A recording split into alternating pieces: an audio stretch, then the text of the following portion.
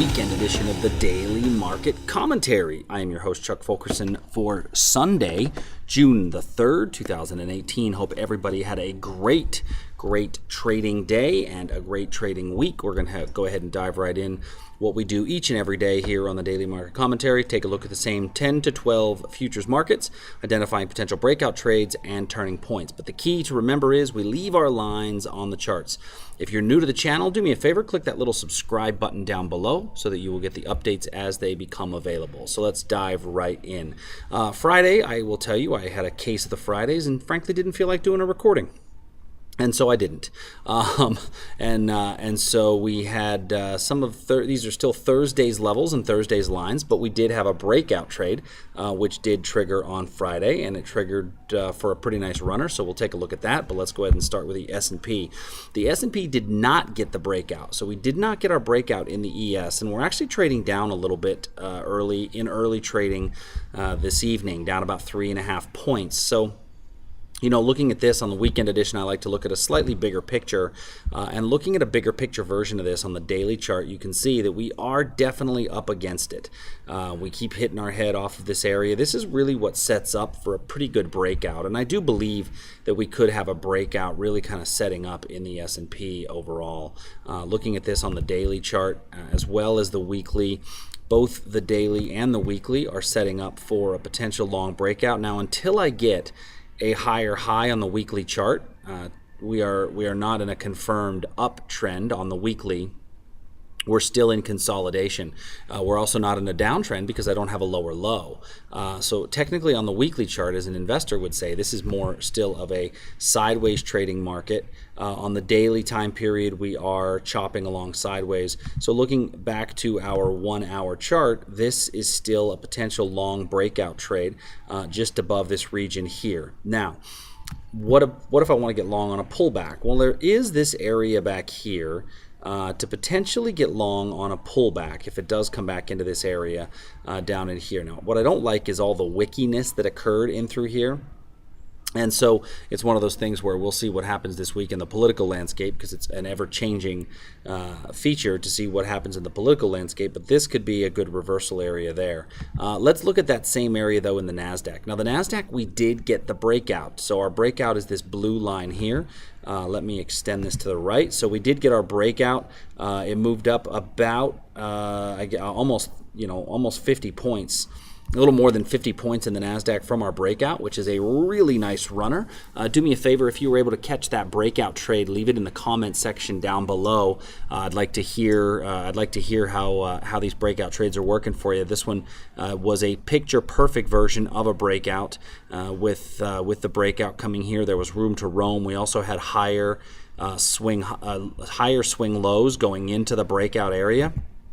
So, on a 4 hour chart, this is what it looks like. Now, this did come back on the 4 hour time period to the origin of a prior breakout. So this little move down through here. So we did come back to that region, and now we're starting to drop from there. I wouldn't be surprised to see us pull back early in the week. And if we do pull back early in the week, let me get rid of this breakout line.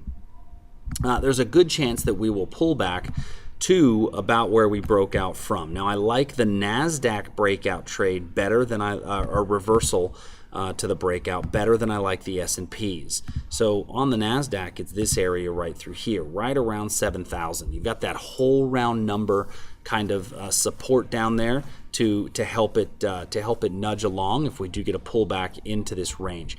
Not sure it's going to get there though, and the reason being is because of some of this area right in through here. See this long lower wick right here? This long lower wick right here is pretty indicative of some strong support right through there, and I think that we might actually just get a little bit of a drop down from this. We set in a little bit of a double top pattern here. If this breaks down, we may only break down into this region before reversing. So in that case, you might want to do candle to candle style of trading if we reverse before reaching this area here in the Nasdaq. Looking at crude oil fallen off the map. If I take a look at crude oil, now we had a dashed line trade set up on crude. Let me move this down to the 5-minute chart so that you can see this dashed line trade. So if I look at this on a 5-minute chart, you can see price came into the level and then blew right through it. So this should be a cancellation of the trade if it breaks through this area. Unfortunately, that means you miss out on this little run back up, but that's okay because you're just out of this position all in all. So I really, I feel a little guilty not putting a video out on Friday because had I put the video out on Friday, this was our setup. Our setup was a little bit of a breakdown below here. Now we've actually just broken below there toward the end of the day. A little rally back up into this region could give us a good little reversal. So if I shrink this down to say the 15-minute time period and I look at the end of the day on Friday, you may get a little bit of a thrust back up into this region here. And this region here, 66.29 to 66.50, could be a decent reversal in crude oil. So what I'm going to do is I'm going to switch that to a purple line because we're finding that on the 15-minute chart, so it's a slightly lower degree of probability. But all in all, I still think that's a pretty decent trade. Gold. Oh, look at this. We just continue to get nicked by a tick, and it's not quite hit our level yet. Twice we've tried. Twice we've failed. I'm still not taking it off my radar screen, as it still is a valid level, a valid area, but I want to see the arrival as it comes into that region. So where we are now is we've already bounced off this level once with this. We blew through it earlier. Today we are trading just basically flat. Not a whole lot happening right now in the world of gold. If you're so inclined, you might get a tiny reversal right here.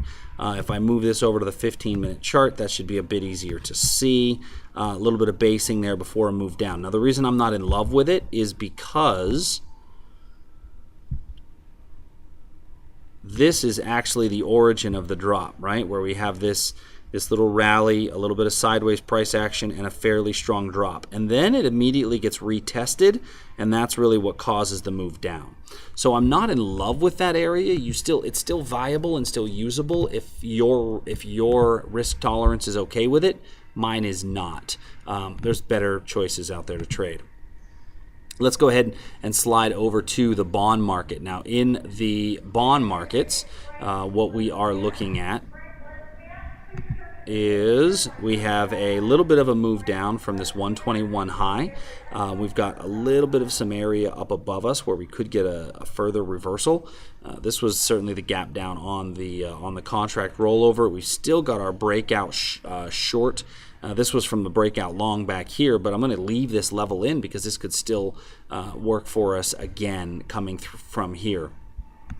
If you were so inclined, and you get below this 119.23 area, you could take another short right below here. I think that we have plenty of room to continue to go down, and I'm not sure if any of the levels above us are going to get visited for a solid reversal.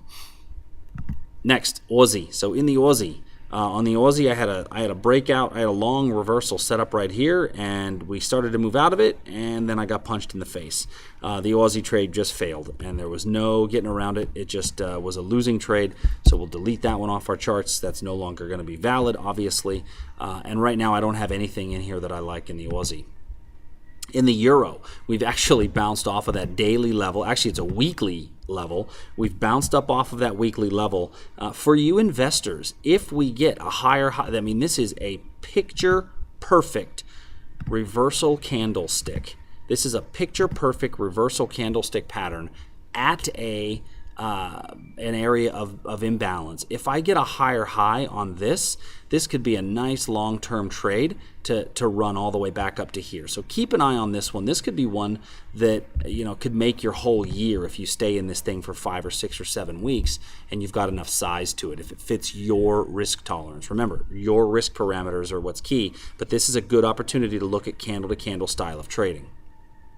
As far as the shorter term stuff, right? So that's a weekly chart. As far as the shorter term stuff, like I said, if we get higher than this candle's high, so this would really be buying above here. So we can actually put a little breakout long opportunity right here, because that would be the prior week's high. So getting above the prior week's high would be getting above this area here. We're certainly not there yet, and it's going to take some time to get there. Canadian dollar, there's nothing in here for me to really write home about. We had the huge sell-off Thursday on the tariff information and the possibility of tearing up NAFTA. We'll really see if that happens. I'm not sure exactly where that's going to go. And I think this was a reaction to the area over here to the left. From a pure supply and demand imbalance perspective, this was a perfect reaction to that area over here to the left. I will tell you that that's a perfect reaction that I didn't have set up to take the trade. So I'd love to say I got it. I didn't get it. Let's take a look at our last trades here in the markets. Great British Pound, Japanese Yen, Nat Gas, and copper. Looking here at our Japanese Yen position. So on our Japanese Yen, we've still got this area here in place. I'm going to put actually an area up above it, and I'm going to change the below it to a dashed line. And the reason being is because we've put in a fair amount of lower swing lows and lower swing highs. And at this point, if we do get in on the long, then I've got a very limited profit target. Because we're basing a long right here, if we drop down into this long, my profit target's going to be fairly small. So I'm going to need to switch that to a dashed line, changing my entry style for a confirmation entry if it comes in, and then getting long as it comes back out. Looking here at copper, so in copper, I've got a potential breakout above this area here. It's not quite ready to go as of yet. And Nat Gas, we still have a reversal down here, and we're not anywhere near that number as yet either. So I did say that this week I would look at soybeans. I'm going to take a look at that probably tomorrow morning or Tuesday. Tomorrow morning, if we don't have much movement in the overnight hours, I won't put out a new video. The next video will come out Tuesday morning. We'll see exactly what that looks like. But thank you guys so much for taking the time to join us today. If there's anything I can do for you, please feel free to send me an email, chuck@iiefinancial.com. Until tomorrow, peace out. See you soon.